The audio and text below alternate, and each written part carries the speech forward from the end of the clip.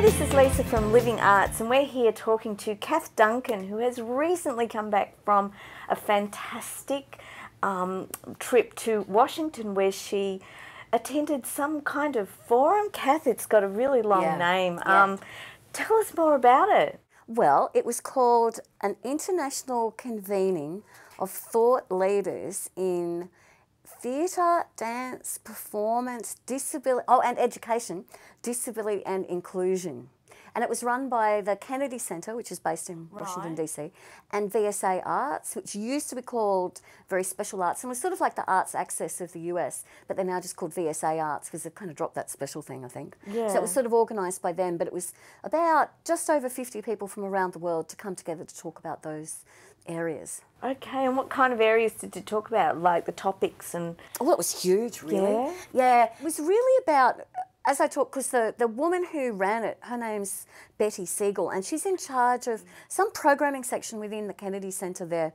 And what she was saying was that she felt that she needed some direction for where they should go with arts and disability over the next 5 years. And so they decided to bring in people from around the world. And when I say around the world, it was really the US, the UK, there were 5 Aussies, Japan, Thailand, Mexico, Guatemala, and parts of Europe, Sweden, Germany, France, Belgium, Italy. I think that just sort of wraps it up.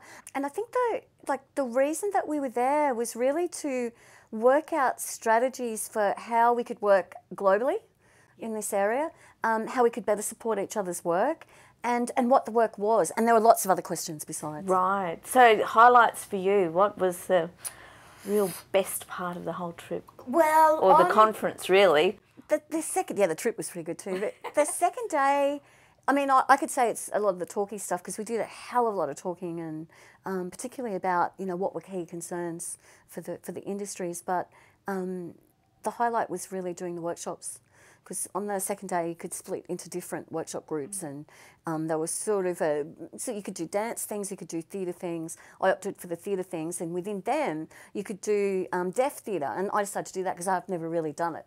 So I ended up working with this amazing performer with an African background, grew up in the UK, now lives in Sweden and works with something, I can't remember the name of her theatre company, but it's mainly with deaf performers.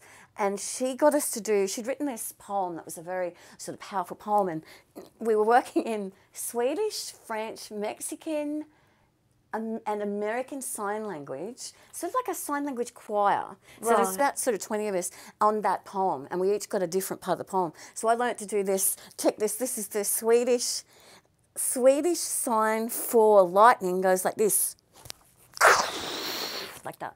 I thought that was great. Anyway, so we get, and it's sort of about being sailors lost at sea and the storms coming, and storm in Swedish Sign Language was this thing that was like this, and it got really big and la la. And it was just fabulous to work with this group of people doing stuff I had no idea really, and having to get it really quickly so we could all perform. That was totally tops. Good. And I'm particularly interested in the way different cultures view disability. Did you notice anything like, I know you travelled over to America.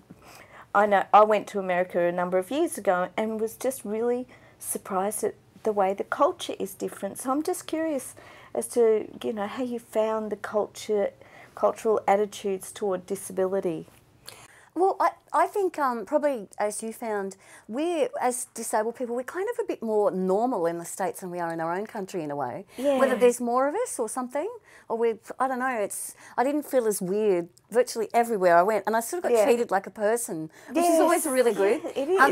I'm not talking so much about the conference, but just in general, just sort of wandering around. But at the conference, it's interesting. As usual, I noticed that although we were all there because the Kennedy Centre had paid for our airfare and accommodation, that there were at least a number of artistic directors from theatre companies throughout the world who are mainly working with people with learning disabilities, who sent along just the artistic director, a non-disabled person, without sending along any of their performers as well. This is where it's at. This is what people are talking about. This is so obvious we're all talking about. So what are we going to do about it? Yeah. And it's not horrifying when you look at it from the point of view of what are we going to do about it. so we can open up and have that conversation. And yeah, that sounds fabulous. And thank you, Kath. Thank you, Lisa. Thank you very much. Cheers.